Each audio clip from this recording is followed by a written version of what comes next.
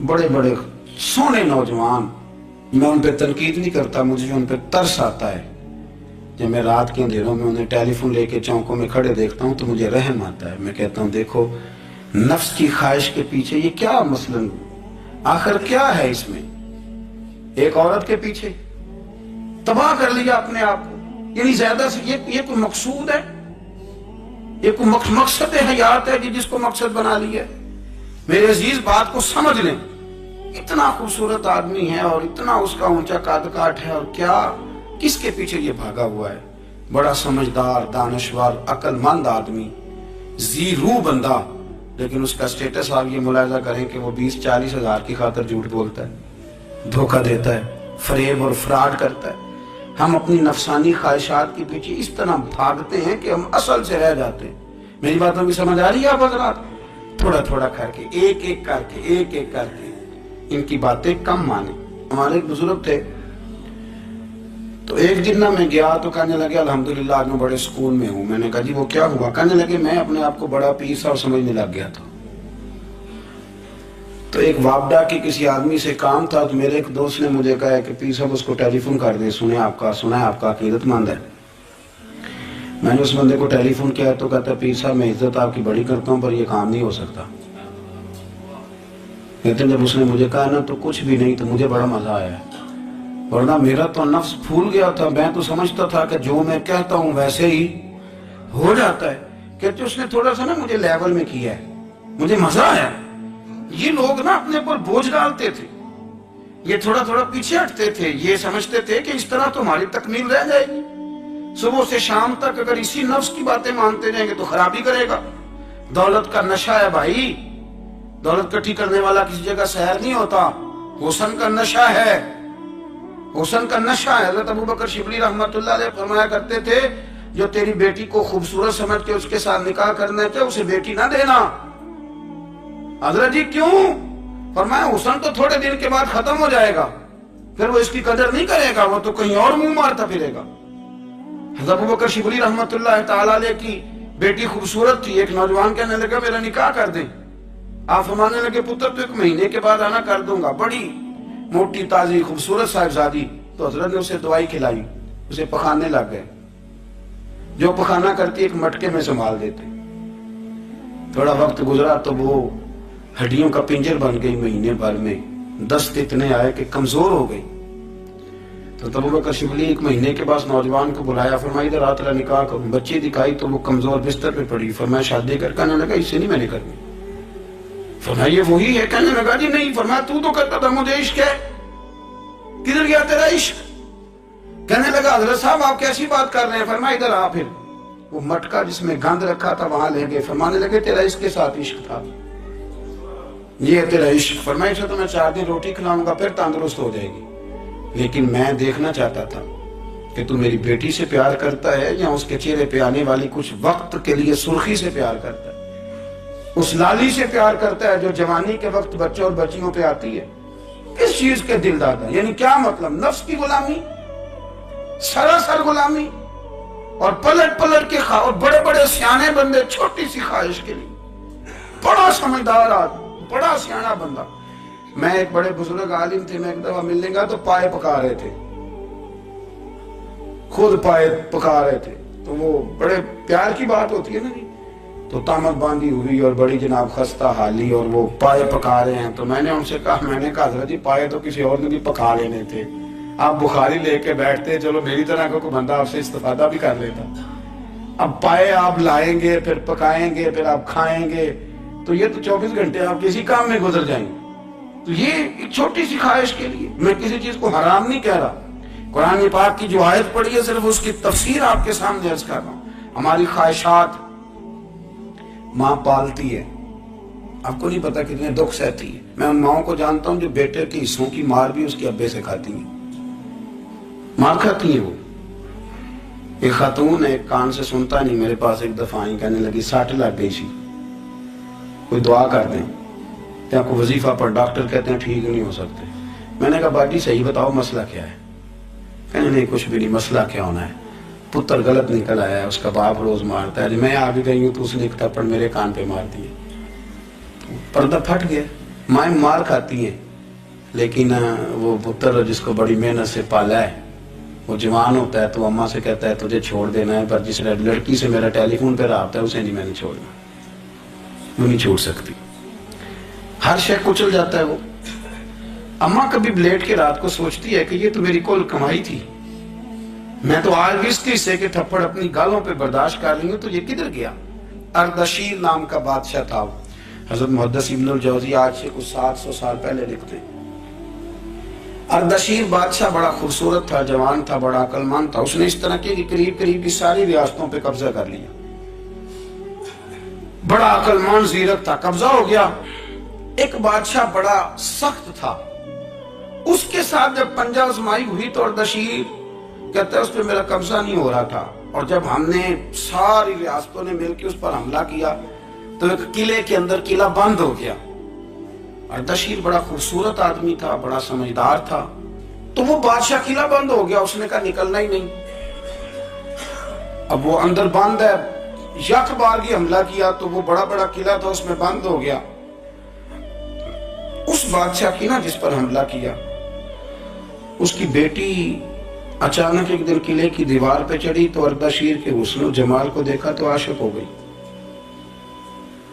اور اپنے ہی باپ کے خلاف اسے کہنے لگی کہ اگر تو میرے ساتھ شادی کا وعدہ کرے نا تو میں تجھے رستہ بتاتی ہوں حملہ کرنے کا۔ اس نے کہا میرا وعدہ رہا، تو رستہ بتا۔ اس نے رستہ بتایا اس لڑکی نے، اور بادشاہ نے حملہ کیا تو اس کا باپ قتل کیا، اس علاقے پہ قبضہ کیا شادی کے وعدے پر۔ ہاں نفسانی خواہش بندے کو اندھا کر دیتی، نہیں سمجھ آتی اس کو میں کدھر جانا ہے، اندھا کر دیتی۔ حملہ کیا، اور جب اس لڑکی کو لے کے آیا نا اپنے محل میں تو پہلے دن شادی کی پہلی رات تھی، تو بستر بچھایا کنیز نے، تو وہ کبھی کروٹ ادھر بدلتی کبھی ادھر بدلتی، تو بادشاہ کہنے لگا کیا ہے؟ کہنے لگی بستر میں کچھ ہے مجھے تکلیف دے رہی۔ اس نے چراغ جلائے اور جب بستر اٹھایا تو ایک اتنا سا دھاگا نکلا، دھاگے سے عموماً تکلیف نہیں ہوتی، تو اس نے کہا تو اتنی نرم و نازک ہے کہ دھاگا؟ کہنے لگی میرا باپ نا میرے ساتھ اتنا پیار کرتا تھا کہ روز میرا بستر بھی خود بچھاتا تھا، اور اس نے آلہ رکھا ہوا تھا، وہ ناپتا تھا کہ کوئی پایا اونچا نیچا تو نہیں، میری بیٹی کا بھینس سوتے وقت خراب نہ ہو جائے، اور میرے لیے گوشت اور کپڑے بھی خود پسند کر کے لاتا تھا، کھانے پینے کا خود خیال کرتا تھا۔ اردشیر کہنے لگا اچھا وہ اتنا پیار کرتا تھا، اور پھر تو نے اس کے ساتھ کیا کیا؟ کہنے لگا بلاؤ کنیزوں کو بلایا، فرمایا اس کو اٹھاؤ اور جلاد کے پاس لے جاؤ، اسے کہو کہ اس کے بال ایک گھوڑے کے ساتھ باندھے، پیر دوسرے گھوڑے کے ساتھ باندھے، اور ایک گھوڑا ادھر بھگا دے، کدھر بھگا دے، یہ جس کے باپ نے اتنا پیار کیا یہ نفس کی اتنی غلام ہے کہ اس کی وفادار نہیں رہی تو میری وفادار کیسے بنے گی؟ اس نے اتنے نازوں سے پالا کہ دھاگا اسے برداشت نہیں۔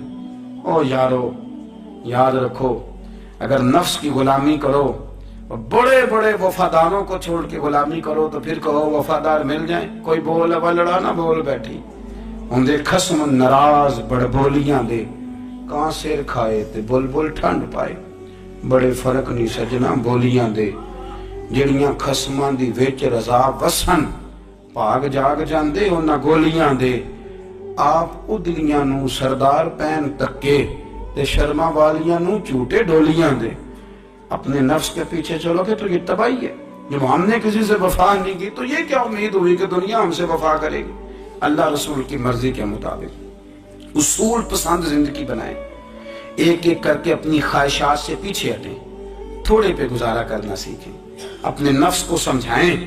ضروری نہیں کہ روٹی ہر وقت مزے کے لیے کھائی جائے، کبھی کمر سیدھی کرنے کے لیے خشک روٹی بھی کھا کے دیکھو، کبھی سادہ کھانا اس پہ بھی اکتفا کرو، کبھی تھوڑا کھا کے اچھے طریقے سے سادے کمرے میں بھی اللہ کو یاد کر کے دیکھو۔ نفس کے پیچھے نہ بھاگیے گا، تباہی کرے گا۔ فرمایا خواہشوں کے پیچھے نہ چلنا، تمہیں اللہ کے راستے سے بہکا دیں گی، اور فرمایا بے شک ان کے لیے سخت عذاب ہے جو اللہ کے راستے سے بہک گئے۔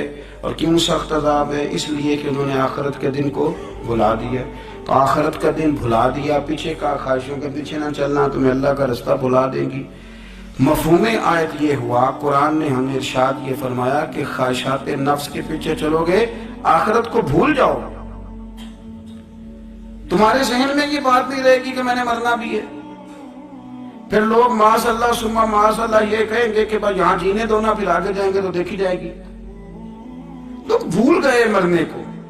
ہماری ساری جدوجہد زندہ رہنے کے لیے ہے، ساری 60-70 سال کے لیے سارا کچھ ہے۔ آپ دیکھ لیں، ٹٹول لیں کسی بندے کو، صرف جتنی محنت کر رہا ہے وہ جینے کے لیے کر رہا ہے۔ رب کریم کے بندے جتنی محنت کرتے تھے مرنے کے لیے کرتے تھے، وہ مرنے کے لیے کوشش کرتے تھے کہ مر جانا ہے، اس کے لیے جدوجہد۔ ہم جتنی جدوجہد کر رہے ہیں ساری جینے کے لیے، جینے کے لیے۔ میرے رسول کریم صلی اللہ تعالی علیہ وسلم کا ایک فرمان ہے مسند امام احمد بن حنبل میں، اور بڑا نرالا، بڑا انوکھا اور بڑا معنی خیز ہے۔ حضور سید عالم صلی اللہ تعالی علیہ وسلم نے فرمایا بڑا بیوقوف ہے وہ شخص، ذرا ترتیب دیکھیے، حضور کی زبان سے نکلے ہوئے حکمت کے موتی، مسند امام احمد بن حنبل۔ فرمایا وہ بڑا بیوقوف بندہ ہے جو چلتا اپنی خواہشات نفس کے پیچھے اور امید یہ رکھتا ہے کہ رب مجھے آخرت میں انعام عطا کرے گا۔ چلتا کس کے پیچھے؟ خواہش کے پیچھے، اور کہتا یہ ہے کہ اللہ مجھے قیامت میں انعام دے گا، تو انعام تو اسے دیا جاتا ہے نا جو کو محنت کرتا ہے۔ دیکھیں نا، جس کا منہ پنڈی کی طرف ہے تو پنڈی وہ پہنچے گا کہ وہ جس کا منہ پنڈی کی طرف ہے وہ لاہور پہنچ جائے گا۔ منہ پنڈی کی طرف کرنا اور خواہش لاہور کی رکھنا، منہ کر لینا لاہور کی طرف اور خواہش پنڈی کے رکھنا، تو میاں یہ تو نہیں نہ ہوگا۔ پیچھے جو تلے خواہشات نفسانیہ کے ہمارے ہاں نا بہت بڑا رٹا ہے۔ آپ یقین کریں، میں اکثر کہتا ہوں، میں یہ کہا کرتا ہوں کہ ہمیں نا اپنی مرضی کا سارا کچھ چاہیے، اپنی مرضی کا سارا کچھ۔ ابا جی بھی اپنی مرضی کے، بچے بھی، استاد بھی، پیر صاحب بھی، پیر صاحب بھی یہ میری مرضی کو ہونے چاہیے۔ بھائی وہ پیر صاحب ہے یا تو اس طرح کرنا کہ تو خود پیر بن جا، وہ بھی میری مرضی کا، ہر شے میری مرضی کی۔ بلکہ قرآن مجید کے 13ویں پارے میں تو رب فرماتا ہے لوگوں نے نفس کی خواہش کو خدا بنا لیا، نفس کی خواہش کو خدا بنا لیا، اس کے پیچھے بھاگتے ہیں۔ اپنی خواہشات تھوڑی تھوڑی کم کریں، زندگی میں تھوڑی کم کریں۔ پرانے کپڑوں پہ بھی ایک سیزن نکال کے دیکھیں، ایک وقت کا کھانا جو اپنا آپ کا من بڑا چاہ رہا ہے نا، تو ایک وقت کا کھانا صرف اللہ کی رضا کے لیے کسی غریب کو دے کے دیکھیں۔ میں ایسے سینکڑوں اور ہزاروں لوگوں کو جانتا ہوں جن سے میں پوچھوں نا گھی کس بھاؤ ہے تو انہیں کوئی نہیں پتا۔ میں نے 2-4 نہیں کہے، میں سینکڑوں اور ہزاروں کہے، میں جانتا ہوں ان کو نہیں پتا چنے کی دال کا ریٹ کیا ہے، نہیں پتا۔ اور میں ایسے بھی سینکڑوں اور لاکھوں کو جانتا ہوں کہ جس کی بیوی رات کو خامد کو کہتی ہے کہ جو سویرے گھی لائے تھے وہ ختم ہو گیا، سویرے بچوں نے اسکول جانا ہے تو پراٹھے پکانے کے لیے گھی کوئی نہیں، تو درمیان والا بیٹا تو خشک روٹی بھی نہیں کھاتا۔ دیکھو نا، ہم سیاست کی بات کر رہے ہیں، فلانے کا فیصلہ ٹھیک ہے کہ نہیں، اور ایک ہمارے محلے میں وہ گھر بھی ہے جو سویرے یہ ڈسکس کر رہے ہیں کہ بچوں کے لیے گھی نہیں ہے، انہوں نے اسکول، یہ سارے تبصرے، یہ ساری باتیں، یہ لمبے چوڑے، یہ تو پیٹ بھر کے روٹی کھانے کے مسئلے ہیں۔ اگر بھوک شدید لگی ہو تو پھر بات یاد نہیں رہتے۔ نفسیانی خواہشات کا حال یہ ہے کہ جو نیا موبائل کا نیا ماڈل آتا ہے وہ مارکیٹ میں شارٹ ہو جاتا ہے، ہیں ہم غریب لوگ۔ نیا ماڈل جو آتا ہے نا موبائل کا، وہ ہمارے ہاں مارکیٹوں میں ملتا نیا، یعنی پرانا ملے گا آپ کو، استعمال شدہ نیا۔ یہ وہ غریب ملک ہے جس کے اندر تھر میں لوگوں کو پانی نہیں مل رہا۔ اور میرے نفس کی خواہش یہ ہے کہ کہیں مجھ سے پہلے، میں نے اپنے کانوں سے سنی ہے بیویاں کپڑے خریدتی کپڑے کی دکانوں پہ، کہتے چھاٹ ہے تو ڈیزائن بڑے لوگوں پا لیا ہے، وہ دے جو بھی کسی نے، جو میرج ہال زیادہ مہنگا بنتا ہے نا اس میں رش زیادہ ہے۔ سستے میرج ہالوں کے اندر رش، جائیں جا کے تجزیہ کر لیں، میں آپ کو نتیجہ نکال کے دے رہا ہوں۔ وہ بھائی کدھر ہے وہ غریبی؟ किधर है वो गरीब लोग? वो तो पता नहीं बेचारे कहाँ सो गए, कोनों में लग गए, वो तो सांस भी नहीं लेते। हमारी ख्वाहिशात नफसानियां इतनी बढ़ गई हैं, इतनी बढ़ गई हैं। दुनिया के अंदर जो गुनाह हो रहे हैं ये रोजी रोटी के लिए नहीं हो रहे, रोजी रोटी तो अल्लाह देता है। जो लोग जिस्म फरोशी कर रहे हैं, ये जो लोग लोगों की तिजारत कर रहे हैं, धंधे हो रहे हैं, तो रोजी रोटी के लिए नहीं, नफसानी ख्वाहिशात के लिए। ये कारों और बंगलों के लिए सारा कुछ हो रहा है, ये जायदादों के लिए हो रहा है, ये नया पेट्रोल पंप लगाने के लिए कोशिश हो रही है। ये सारी जद्दोजहद, मतलब आप देखें ना, हमारे यहाँ एक घर होता है, घर के बाद एक लॉन होता है, उससे सब्र नहीं आता, तो उसके बाद फिर फार्म हाउस होता है, डेरा होता है, उसकी अलग हमें जरूरत है ना। इतने पैर ना दुनिया के अंदर आप पसारे के दुनिया से जाने लगे तो यारों इकट्ठे ही ना कर पाए, ना ना, इतने ना। अपनी जिंदगी मुख्तसर, महदूद, थोड़ा सा, थोड़ी ख्वाहिशात, गिने हुए पैसे, नफे तुले काम। मैं आपको सही बताता हूँ, जैसे जैसे इंसान बड़ा होता जाता है वो उलझता जाता है, उसके मसाइल बढ़ते जाते हैं। आप देख लें हमारे यहाँ लोगों की आमदन थोड़ी नहीं, खर्चे ज्यादा हैं, मसाइल अखराजात के, आमदन के थोड़े। मेरे रसूल करीम सल्लल्लाहु अलैहि वसल्लम के कुर्बान जाऊं, मदीने वाले हबीब ने कमाल करके हमें दिखाया। हुजूर सैयद आलम अलैहिस्सलाम ने फरमाया, मैं तो भूख लगने पे रोटी खाता हूँ, मैं तो भूख पूरी लग जाए तो खाता हूँ, और फरमाया पूरी भूख मिटती नहीं तो मैं हाथ खींच भी लेता हूँ, मैं शिकम सहरी नहीं करता। भूख, हम तो टाइम दे के रोटी खाते हैं, ये नहीं कहते भूख लगी, कहते 7 बज गए, नाश्ते का टाइम हो गया, अब 2 बज गए, अब दोपहर के खाने का यानी टाइम हो जाता है, भूख लगे ना लगे। अब मगरिब हो गई तो शाम के खाने का।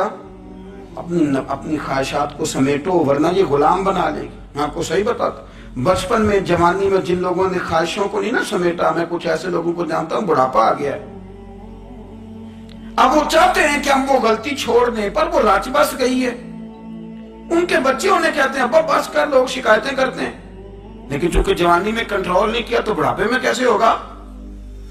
हमारी ख्वाहिशात हमारे लिए मुसीबत बन गई हैं। हम कुछ ऐसी बुरी आदतें थी जिनके पीछे लग गए तो तबाह हो गए। वापस आए, मेरे रसूल करीम सैयद आलम सल्लल्लाहु अलैहि वसल्लम के गुलामों ने ना अपनी जिंदगी को महदूद करके रखा, महदूद। हजरत सलमान फारसी रज़ी अल्लाह तआला अन्हु हजरत उमर से मिलने आए। जनाब उमर कहने लगे, यार बड़ा काम का बंदा मिलने आया है, कोई मतलब की बात मिलेगी। तो जी कहने वाले भी बड़े होते हैं ना, तो उनका वैसे भी हक नहीं बनता कि वो जाके बताएं। कुछ होते हैं जो दोस्त होते हैं, जो बड़े होते हैं, वो कई दफा कुछ बातें बताते हैं, इस्लाह करते हैं, उसमें मजा आता है। हजरत उमर फारूक ने हजरत सलमान फारसी रज़ी अल्लाह तआला अन्हु से कहा, यार बड़े दिनों के बाद आए हो तो ये तो बताओ मेरे अंदर कोई गलती तो नहीं, मैं हुकूमत कर रहा हूँ, लोग सारे अदल इंसाफ की बातें बता रहे हैं, मेरे तकवे की बातें सुना रहे हैं, कोई गलती? तो सलमान फारसी रज़ी अल्लाह तआला अन्हु कहने लगे, बिल्कुल गलती है उमर, तुम्हारे अंदर बड़ी शदीद है, मुझे बड़ी नापसंद है, और शदीद किस्म की गलती है, नहीं होनी चाहिए थी। हज़रत उमर फरमाने लगे, बोलो। अर्ज की, मदी क्या पूरे 22 लाख मुरब्बा मील में सब जगह गुर्बत खत्म हो गई है? हज़रत उमर कहने लगे नहीं। तो फरमाने लगे, मुझे पता चला है कि जब तुम्हारे पास दोपहर का खाना आता है तो सालन के साथ चटनी भी आती है, ये गलती नहीं?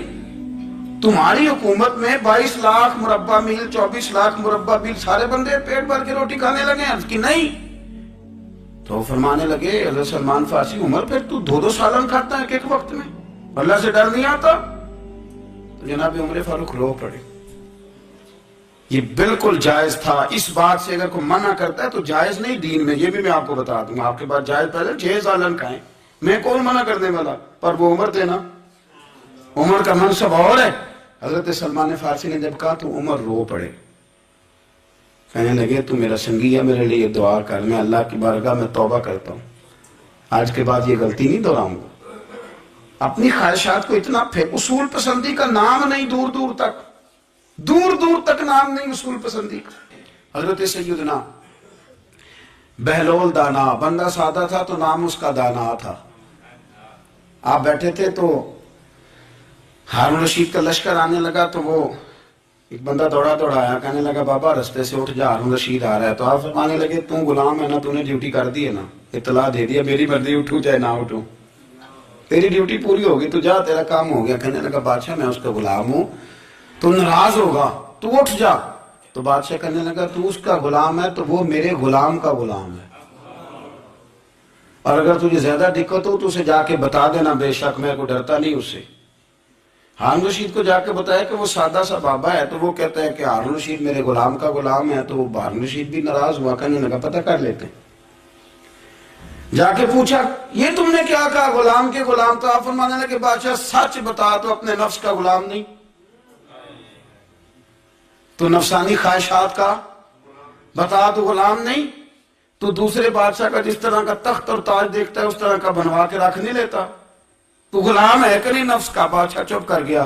फरमाने लगे तू नफ्स का गुलाम है और नफ्स मेरा गुलाम है और मेरी मर्जी पे चलता है, तो अब बोल तू गुलाम का गुलाम है कि नहीं? तो हारून रशीद कहने लगे हजरत बहलोल दना से मैंने कई दफा इरादा किया कि आपसे ना मिलूं, पर आ ही जाता हूं, पर फतह हर दफा आपकी हो जाती है, कामयाबियां आपको ही मिलती। दोस्त थोड़ा ना कहीं रुके, कोई एक आध ख्वाहिश, कोई एक आध प्रोग्राम, हमारी ख्वाहिशात बड़ी लंबी चौड़ी, बड़ी लंबी चौड़ी। ख्वाहिशात के साथ ही हम दोस्ती करते हैं, ख्वाहिशात के साथ ही हम रिश्तेदारी करते हैं, ख्वाहिशात के साथ ही हम शादी करते हैं, सारा कुछ ख्वाहिशात के साथ। सियासी शादियां, वहां शादी करेंगे तो इतना माल आएगा, इतना कुछ जाएगा, ख्वाहिशात के साथ। रिश्तेदारी ख्वाहिशात, गरीब रिश्तेदार से दोस्ती नहीं, ख्वाहिश नहीं पूरी कर सकता, अमीर से। हर शय ख्वाहिशात के लेबल के अंदर बंधी हुई। आप देख ले सारे मामलात को हमने अपनी नफसानी ख्वाहिश के अंदर रख दिया है। मेरी मर्जी के मुताबिक दुनिया चले तो सारी अच्छी है, और मेरी मर्जी ना सुने तो बंदा एक भी अच्छा नहीं है। अपनी ख्वाहिशात के चुंगल में हमने गुलामी इख्तियार कर ली, सुबह से शाम तक नफसानियत ही नफसानियत। अपनी तन्हाई पर तवज्जो दे, अपनी बिलखुसूस नौजवानों, मेरी आपसे बड़ी दर्दमंदाना अपील है, अपनी तन्हाई में ना रब की बारगाह में हाजिर हो, अच्छे इरादे करो, अच्छी मनसूबाबंदी करो, लंबी दुआएं मांगो।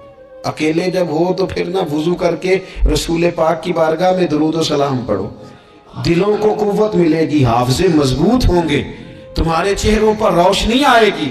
अपनी जिंदगी में कोशिश करें कि ऐसे अमाल किए जाएं, ऐसे कामों को किया जाए जिनसे ना वो कबूल कर ले, कुछ चीजें वो कबूल कर लेता है। अच्छी नीयत में लपेट कर अमल किया जाए तो कबूल है, और अमल करके ना फिर उससे डरा जाए, तो फिर कबूल है। फिर खौफ किया जाए कि क्योंकि बारगाह बड़ी है तो फिर कबूल है। हजरत सादी रहमतुल्लाह ने लिखा है कि एक दरवेश कहता है कि मैंने देखा कि काबे का मैं तवाफ करने गया तो रात के वक्त एक शख्स पत्थर पे सर रख के रोता है और कहता है मालिक मेहरबानी करना, मैंने 40 साल तेरी ड्यूटी की है,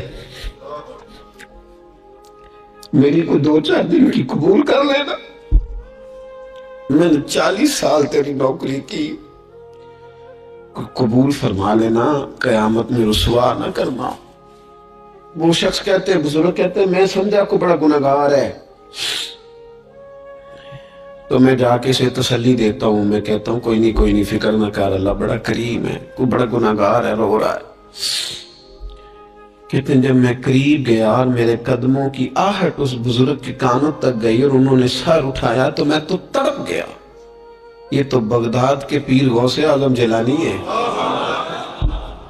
अब देखो ना, राती सारी कर कर जारी नींद अखा की तोंदे ते फजरे ओही गुनाहगार कहावन सब तो नीवे होंदे।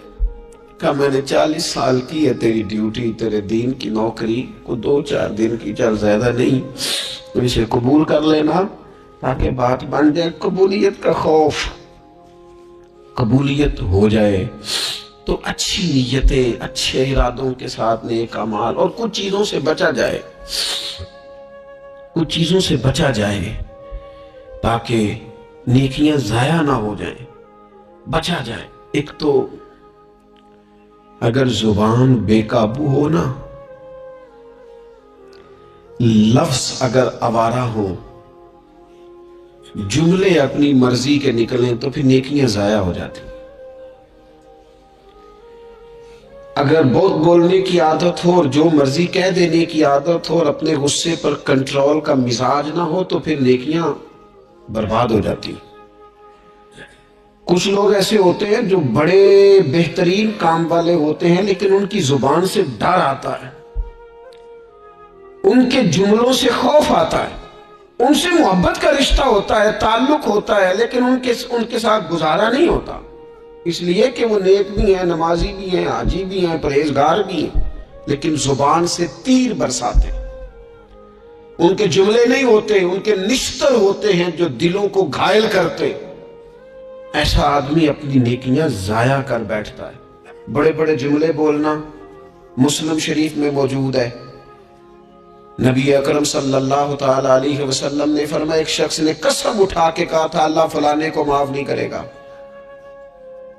تو فرماتے ہیں رب کریم نے فرمایا یہ کون ہے جو میرے اوپر قسمیں اٹھاتا ہے، اسے جا کے کہہ دو.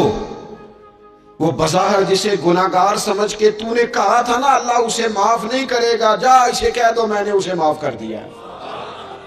اور یہ جو تو حاجی نمازی نیک پرہیزگار بنا پھرتا تھا اور قسمیں اٹھاتا تھا رب فلانے کو معاف نہیں کرے گا، اسے کہو تیرے سارے عمل برباد کر دیے، نئے سرے سے عمل کرنا شروع کر، تیری ساری پچھلی نیکیاں ضائع کر دی. تو کون ہوتا ہے قسمیں اٹھا کے کہنے والا، زبان کو کنٹرول نہ رکھنے والا میرے بندوں کے بارے میں؟ اور ٹھیک ہے آپ داڑھی والے ہیں، ٹھیک ہے آپ پگڑی والے ہیں، ٹھیک ہے آپ مسواک کرتے ہیں، ٹھیک ہے آپ نماز پڑھتے ہیں، لیکن علم پڑھے دا مان نہ کریے مات آکھی میں پڑھیا او تے جبار کہار کہاوے متے روڑ دیوی دودھ کڑیا. آپ نیک ہے تو اس کا مطلب ہے آپ کو جس کو مرضی گناہگاری کا آپ سرٹیفکیٹ جاری کرتے پھریں گے. آپ نمازی ہیں تو آپ باہر نکل کے جنت کی ٹکٹیں بانٹیں گے. آپ سخی ہیں تو آپ کہتے پھریں گے فلانا دیتا کچھ نہیں، فلانا بانٹتا کچھ نہیں. کس نے اختیار دیا؟ اللہ کے بندوں پر جرت کا اختیار کس نے دیا؟ وہ جی فلانا اگر بخشا گیا تو میں بھی بخشا جاؤں گا، یہ بات کرنے کی اجازت کس نے دی؟ فلاں قوم اگر جنت میں چلی گئی تو پھر ہم نہیں روکے جائیں گے. اتنی بڑی جرت، اتنی بڑی بات.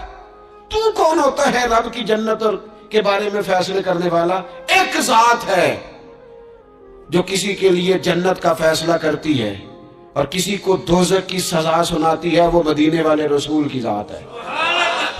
باقی کسی کو یہ حق حاصل نہیں ہے کہ وہ کسی کے بارے میں یہ فیصلہ کرے کہ اللہ اسے معاف نہیں کرے گا. تو کون ہوتا ہے؟ تیری حیثیت کیا ہے؟ وہ پیر ہو، وہ مولوی ہو، وہ مفتی ہو، وہ کوئی بھی ہو، رب سب پر کرم فرمانے والا ہے. کسی کو اجازت نہیں کسی کے بارے میں یہ ڈگری جاری کرنے کی، کسی کو اجازت نہیں. لہذا یہ کمزور باتیں کرنا، یہ کچی باتیں کرنا اور جناب نیکی کر کے تو پھر بڑے بڑے بول بولنا کس نے اجازت دی؟ میں ممبر پہ بیٹھا ہوں اور مجھے سالوں بیت گئے تبلیغ کا کام کرتے. میں ایسے لوگوں کو جانتا ہوں جن کا بالکل نام نہیں آتا لیکن انہوں نے اپنی زندگی میں کروڑوں روپے راہ خدا میں خرچ کی گئے. ان کا کہیں ذکر نہیں، کہیں انہوں نے تذکرہ نہیں کیا، لیکن وہ ہر روز رات کو اٹھ کے تہجد پڑھتے. انہوں نے کبھی کسی کو نہیں بتایا، لیکن جب وہ اپنی تسبیح نکالتے ہیں تو انہیں توفیق دیتا ہے کائنات کا مالک کہ پڑھ میرے رسول پہ درود پاک. اور وہ لاکھوں کی تعداد میں پڑھ گزرتے ہیں، انہیں توفیق دی ہے رب نے، لیکن انہیں اپنی زبان سے یہ باتیں کبھی بیان نہیں کی. میں جانتا ہوں ایسے لوگوں کو میرے عزیزوں، اپنی زندگی میں بڑا بول نہیں. ایک بڑی نیک خاتون ہے، پاک باز ہے، حضور علیہ السلام کی بارگاہ میں حاضر ہے. تو انہوں نے صرف اتنا لفظ کہہ دیا کہ یہ فلانی بی بی کا قد چھوٹا ہے، حالانکہ یہ کوئی بڑی بات نہیں. لوگ کہہ دیتے ہیں، اور ہمارے ہاں تو جب کوئی تنقید کرنے پہ آتا ہے تو جو من میں آتا ہے کہہ دیتا ہے. یہ جی اس بی بی کا قد چھوٹا ہے، اتنے لفظ کہہ دیے. تو نبی اکرم صلی اللہ تعالی علیہ وسلم نے فرمایا یہ جو تم نے بات کی ہے نا، اگر تمہارے یہ جملے میں میٹھے پانی والے سمندر میں ڈال دوں تو وہ سمندر کڑوا ہو جائے گا. تم نے کسی پر تنقید کی، کسی کے قد پر اعتراض کیا. یہ تعلیم امت کے لیے حضور نے بات ارشاد فرمائی، ورنہ وہ خاتون ان کی تو بڑی عظمت ہے. لیکن رسول اللہ صلی اللہ تعالی علیہ وسلم نے ہمیں بتایا، ہمیں سمجھایا، ہمیں سکھایا کہ تم اپنے بول کی وجہ سے، اپنے لفظوں کی وجہ سے اپنی نیکیاں ضائع نہ کر بیٹھنا. دعوے نہ کرتے پھرنا زندگی میں کہ میں نے یہ کر دیا، میں نے وہ کر دیا، میں نے بڑے انقلاب برپا کر دیے، اور جی اللہ کا فضل ہے جی، اللہ نے بڑی توفیق دیا جی، ڈیرے پہ بڑے لوگ روٹی کھاتے ہیں جی، دسترخوان میں نے لگایا ہوا ہے جی، فلانے کے ساتھ بھی میں. او بس کر یار، تو کسی کو کیا دے سکتا ہے؟ یہ دیکھ، تو دینے والا تو کریم رب ہے. تو 100 کو دے کے 200 کو دے کے بتاتا ہے، وہ پتہ نہیں کس کس کو عطا فرماتا ہے. حضرت ابراہیم خلیل علیہ السلام بغیر مہمان کے روٹی نہیں کھاتے تھے. ایک دن مہمان آیا، یہ نبیوں کی شان ہے، پیغمبروں کی شان ہے. ایک دن مہمان آیا تو فرمانے لگے بسم اللہ پڑھ. وہ کسی اور نظریے کا تھا، نہ پڑھ سکا. فرمانے لگے جا کہیں اور روٹی کھا لے، اگر نہیں پڑھتا تو. اٹھ کے چلا گیا تو رب کریم نے فرمایا خلیل کتنی عمر ہو گئی اس بندے کی، اور مالک بوڑھا ہو گیا ہے. فرمایا اس نے کبھی میرا نام نہیں لیا، میں نے تو ٹکر کبھی بند نہیں کیا، میں نے تو نہیں کبھی بند کیا، میں تو دیتا ہوں، عطا کرتا ہوں. یہاں لوگ کہتے ہیں جا تیری تنخواہ کاٹی گئی، یہاں لوگ کہتے ہیں جا تیرے اتنے دن کے فلاں معاملات ختم ہو گئے، جا نکل ادھر سے، میں دیکھتا ہوں کون تجھے روٹی پہ رکھتا ہوں. بس کر، واللہ خیر الرازقین، رزق دینے والا اور بہتر دینے والا میرا رب کریم ہے. اس لیے بڑے جملے نہیں. میرے نبی اکرم صلی اللہ تعالی علیہ وسلم نے فرمایا بے شک بڑے بول اور بری عادتیں تمہارے نیک اعمال کو اس طرح بگاڑ دیتی ہیں جس طرح سرکہ شہد کو بگاڑ دیتا ہے. لہذا میرے دوستو، عمل کرنا ہے پھر اسے چھپانا ہے، کیونکہ جس چیز کو بندہ چھپاتا ہے نا اسے قیمتی سمجھتا ہے. میرا دل کرتا ہے میں یہ بات روز کروں، مجھے پیاری بڑی لگتی ہے، روز کروں یہ بات. پاک رسول کی پاک اولاد، عزت والے نبی کا عزت والا گھرانہ، امام زین العابدین، اتنے اتنے موٹے موٹے پشت پر نشان تھے، موٹے موٹے. غسل دیا جا رہا تھا تو ساری کمر موٹے موٹے داغ. آج کل پیر کا چہرہ بھی نورانی ہونا بڑا ضروری ہے نا، نورانی ہونا. او حضرت بلال بھی بڑے پیر ہیں، اگرچہ حبشی النسل ہیں پر بڑے پیر ہیں. لہذا یہ کچھ چیزیں ایسی ہیں جو لوگوں نے اپنی مرضی سے طے کر لی ہیں. اس میں شک نہیں کہ حضور نے فرمایا ہے کہ جسے دیکھ کے رب یاد آئے وہ اللہ کا ولی ہے. لیکن صرف گورے رنگ دیکھ کے رب یاد نہیں آتا، رنگ سانولا بھی ہو پر رب کے انوار برس رہے ہوں تو رب یاد آ ہی جاتا ہے. اور میرے دوست، یہ ذرا بات کو سمجھنا اور اسے یاد رکھنا. اتنے اتنے موٹے پشت پر نشان، غسل دیا جا رہا ہے. لوگوں نے بیٹے سے پوچھا یہ حضرت صاحب کو کیا ہے؟ تو والد وہاں آرام فرمایا جہاں غسل دیا جا رہا ہے. تو امام باقر رو پڑے، کہنے لگے میرے ابا جی نا اپنی پشت پر تھیلے رکھ کے نا اناج کے. کس کی بات کر رہا ہوں؟ حسین ابن علی کے بیٹے، کربلا میں بچنے والے میرے امام کے ایک صاحبزادے پشت پر بوریاں رکھ کے غریبوں کے گھروں میں پہنچا کے آتے. وہ صاحبزادہ صاحب آپ کہاں ہوتے تھے؟ فرماتے میں کہتا تھا میں نہ دے آؤں. فرماتے تھے نہیں، اگر تو دینے جائے گا اس غریب کا مجھے نام بھی بتانا پڑے گا جس کو میں لنگر دیتا ہوں. یہ میرا اور میرے رب کا راز ہے. میں اس ماڑے بندے کو رسوا کر دوں جس کی صرف بیٹی نہیں بیٹی ہے، اسے رسوا کر دوں جو بیچارہ. فرمایا وہ مجھے بتاتے نہیں تھے، بڑھاپے تک پشت پر بوجھ رکھ کے انہوں نے نبی پاک کی امت کے گھروں تک پہنچایا ہے. میرے اسا فرمایا کرتے تھے کسی کی بیٹی کی شادی کرانی ہے پھر خود نہیں شادی پہ جانا. حضور کیوں؟ فرمانے لگے بچی کا باپ تو موسم کے پیچھے ہی بھاگتا رہے گا، خود نہ جانا، بس ٹھیک ہے پیچھے پیچھے رہنا، سامنے نہ آنا، پیچھے. میرے دوست کبھی بھی کوئی بڑا بول نہیں، اس سے نیکیاں. اور پھر ایک اور بات، دل اگر صاف نہ ہو تو بھی مالک نیکیاں قبول نہیں کرتا. پاک ہوئے تے پاک ہی ملدا ہی تے بنا پاکوں پاک نہیں ملدا. اے سارے وجود دے دھون دے نالوں اکو تولا ٹکڑا دل دا. یہ جو پاکیزگی ہے نا دل کی، یہ نہ ہو تب بھی نیک اعمال اس کی بارگاہ میں قبول نہیں ہوتے۔ نیک اعمال کی قبولیت کے لیے دل کا صاف ہونا، کشادہ ہونا، کھلا ہونا، یہ بھی ضروری ہے۔ دل میں بوجھ ہو، عداوت ہو، حسد ہو، لوگوں کے لیے کینہ بھرا ہوا ہو اور اعمال قبول ہو جائیں نہ۔ اس کریم کے کچھ فیصلے ہیں، وہ اعمال کی قبولیت کے آداب بتاتا ہے۔ وہ کہتا ہے میری مرضی سے کرو گے تو میں قبول کروں گا۔ حدیث پاک آپ کو صحیح مسلم میں ملے گی۔ نبی پاک صلی اللہ تعالی علیہ وسلم فرماتے سوموار اور جمعرات والے دن لوگوں کے اعمال اللہ کی بارگاہ میں پیش کیے جاتے ہیں۔ دو مسلمانوں کے، دو بھائیوں کے اعمال رب کی بارگاہ میں پیش کیے جاتے ہیں۔ اعمال ہیں، نیک اعمال ہے، نیکی ہے، نماز ہے، روزہ ہے، حج ہے، زکوٰۃ ہے، صدقات ہے۔ وہ نیک اعمال اللہ کی بارگاہ میں جمعرات اور پیر کو پیش کیے جاتے ہیں۔ رب کریم فرماتے ٹھہر جو ذرا ان کے اعمال کو روک دو۔ یا اللہ کیوں؟ فرمائے اس لیے کہ ان کے آپس میں نا دلوں میں نفرت ہے، گھٹن ہے، عداوت ہے۔ ان کو ذرا مہلت دو، یہ پہلے صلح کر لیں پھر ان کے اعمال بھی قبول کر لیں گے۔ کہ نہ عداوتیں پالی ہوئی ہیں، اپنے دلوں کے اندر گھٹن پیدا کی ہوئی، اختلاف کہاں نہیں ہوتا، لیکن نفرتیں پیدا کر لینا۔ کیا جرم کیا ہے بھائی نے؟ کون سا کفر کر بیٹھے ہیں رشتہ دار؟ کون سی ایسی بات نکل گئی ہے جو زندگی کے ناطے توڑ کے بیٹھ گئے ہم؟ رب کہتا ہے نہیں قبول ہوں گے ابھی اس کے اعمال، روک دو جب تک یہ آپس میں صلح نہ کر لے۔ مسجد میں بھی پابندی سے آؤ، فجر کی جماعت بھی نہیں چھوٹنی چاہیے، جمعے والے دن بھی وقت پہ آؤ، لیکن اگر قبولیت کرانی ہے تو 20 منٹ نکال کے نا اس رشتہ دار کے گھر بھی چلے جاؤ جس سے ناراضگی چل رہی ہے۔ تھوڑا سا نا ادھر بھی ایک چکر لگاؤ، اس لیے کہ وہ کہتا ہے قبول ہی تب کرنا ہے، پہلے یہ والا کام کر۔ لیکن اندر عداوت سے بھرا ہوا ہو، سینہ بغض سے بھرا ہوا ہو، تو پھر اس کی روشنی میں جو اعمال کیے جائیں وہ قبول نہیں ہوتے۔ قرآن مجید فرقان حمید نے ایک اور وجہ بھی بیان کی ہے، فرمایا نہیں قبول کریں گے۔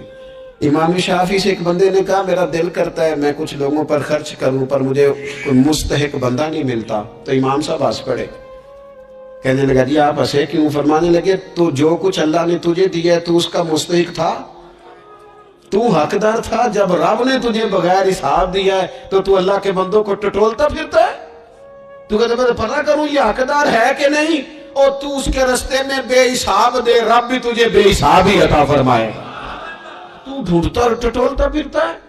قرآن مجید نے کہا بڑے بڑے صدقے دینے والوں، خیرات کرنے والوں، اللہ کے رستے میں خرچ کرنے والوں، ایک بات کا خیال رکھنا، تم نے دیا بندے کو ہے پر دیا ہے اللہ کی راہ میں، اللہ کی رضا کے لیے۔ یا ایھا الذین آمنوا لا تبطلوا صدقاتکم بالمن والعذا،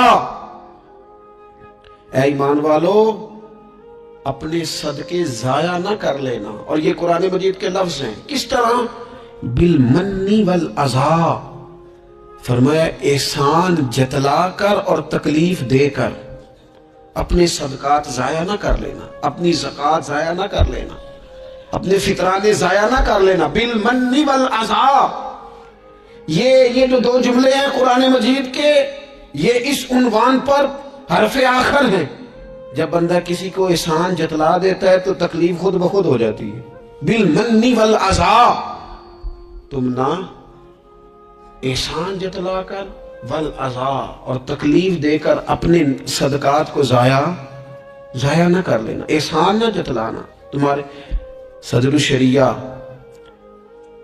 بدر الطریقہ مولانا امجد علی صاحب اعظمی رحمۃ اللہ نے لکھا ہے اگر تمہارے بھائی علیحدہ ہے اور وہ کمزور ہو گیا، اسے زکوٰۃ لگتی ہے، بہن غریب نہیں ہے،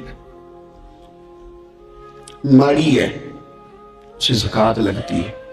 ماموں میں، چاچوؤں میں، ادھر ادھر، اگر کوئی غریب ہے قریبیوں میں اور مستحق ہے زکوٰۃ کا تو فرماتے ہیں اسے بتاؤ نا کہ میں تمہیں زکوٰۃ دے رہا ہوں، اس کے گھر جاؤ، اسے کہنا یہ میری طرف سے بچوں کے کپڑے لے لینا، اسے کہنا یہ پیسے میری طرف سے بچوں کی عیدی ہے، مٹھائی کا کہہ کے دے آؤ، اسے بتانا نہ، کیوں کہ اسے تکلیف ہوگی۔ احسان جتلا کر تکلیف نہ دو، ماڑا تو پہلے بڑی تکلیف میں، غریبی نے تو بذات خود بڑی آزمائش پیدا کر دی ہے۔ سب روگاں دا روگ محمد جس دا نام غریبی، ایک کانڈ بلا کے لنگ جاندے نہیں، رشتے دار قریبی، یہ تو بذات خود ایک آزمائش ہے۔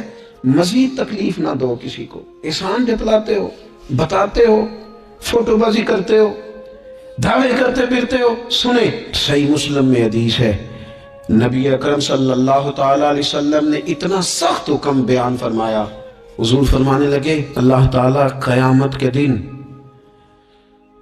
3 قسم کے لوگ ایسے ہیں، نہ ان سے کلام کرے گا، نہ انہیں پاک فرمائے گا، نہ ان کی طرف نگاہ ہی کرے گا۔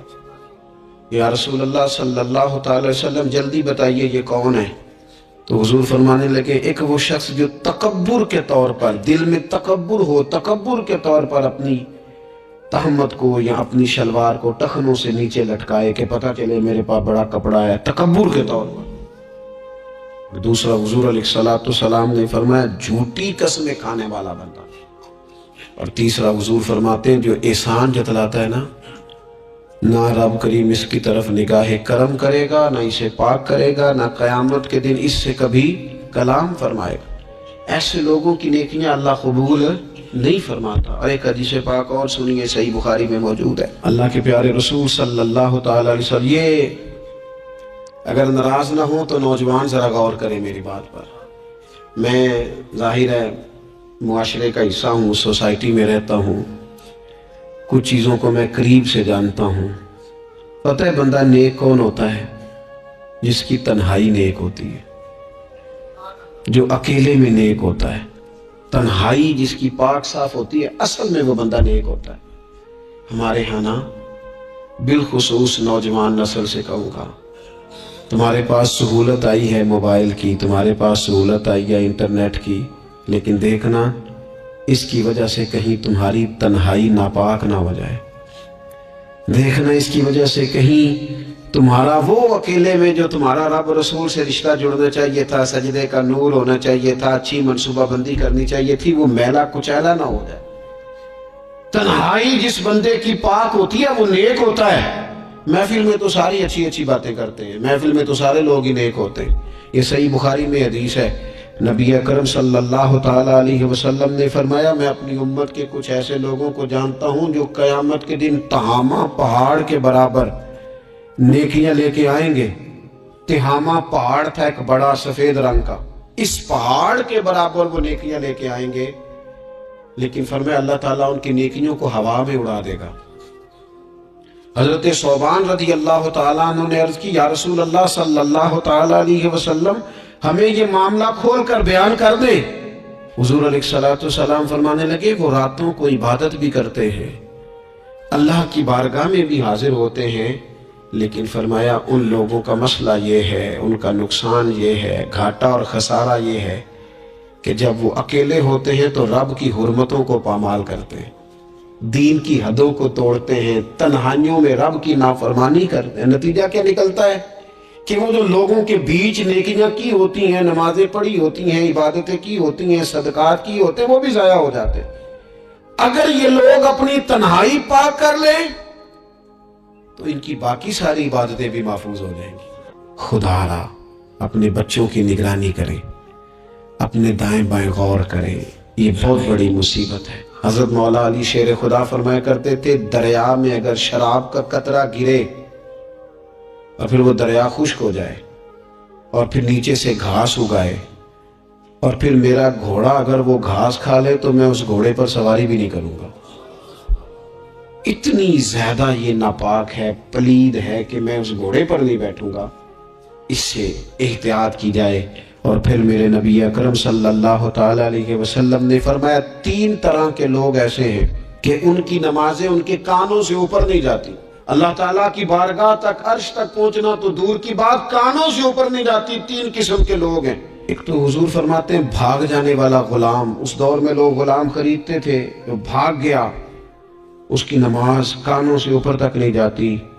اور ایک حضور فرماتے ہیں ایسی عورت جو اس حال میں رات گزارے کہ اس کا خامد اس سے ناراض تھا، تو اٹھ کے تہجد پڑھے یا عبادت کرے یا صلاۃ اللیل کرے، اس کی نماز اس کے کانوں سے اوپر نہیں جاتی۔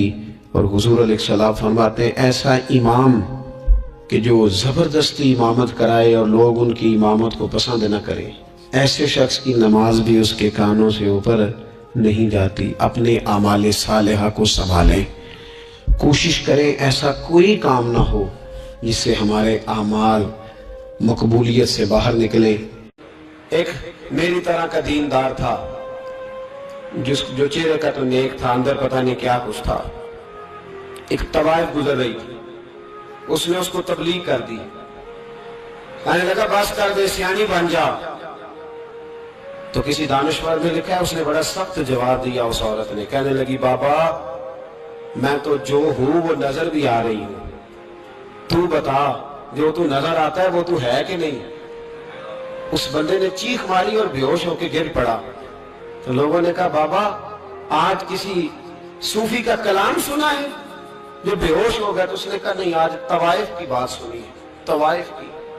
اور وہ عجیب بات کر گئی ہے، وہ کہہ گئی ہے میں تو جو ہوں میں نظر آ رہی ہوں، تو بھی تو بتانا، تو بتانا کہ تو دستار امامت پہنتا ہے۔